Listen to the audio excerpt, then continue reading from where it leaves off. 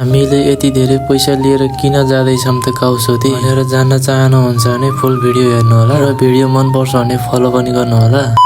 All right guys, welcome to my mini blog. आयो फजरहरू सन्चै हुनुहुन्छ र म सन्चै छु। आज हामी जाँदैछौँ काउसोती। मैले चाहिँ साथीलाई कुर्दैछु, गाडीमा आउँदैछ साथी चाहिँ। गाडी पनि आइसकेको रहेछ। हामी चाहिँ सँगै पढेको स्कुलमा, सो त्यही भएर हामी चाहिँ 1 वर्षपछि भेट्दैछौँ। हामी चाहिँ गाडीमा चढेर गफगाफ गरेर दुम्की बस पनि आइपुगे। र यो हामी आएको बस यति भिड थियो कि साथीहरू कुरै नगर। हामी चाहिँ गाडीबाट झरेर साथीलाई कुर्दैछौँ। माथि हल्का पानी पनि परेको थियो। साथी पनि आएर हामी लाग्यौँ काउसोती। गाडी भन्ने हुन्छ नि साथीहरू, त्यो गाडी यति कुद्ने रहेछ कि साथीहरू कुरै नगर। बाटो राम्रो भएर होला साथीहरू काउसोती आएको पनि थाहै भएन। अब अटोमा चढेर हामी जाँदैछौँ जिल्ला प्रशासन कार्यालय। हामीले पैसा लग्नुको कारण हामी 3 जनाले पासपोर्ट गराउन लागेको कारणले हामीले पैसा लिएर आएको थियौँ। फर्म भरेर काम सकिएर हामी लाग्यौँ घरतिर। हामीले चाहिँ खाना पनि खाएको थिएन। हामी चाहिँ 6 बजे आएको थियौँ, सो त्यही भएर हामी चाहिँ खाना खान जाँदैछौँ। साथीहरूको खाना आइसक्यो, मेरो मोमो भने आएको थिएन।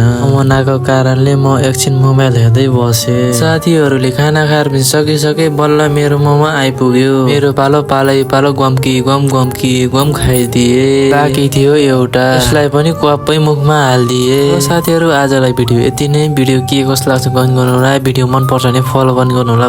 बाइ।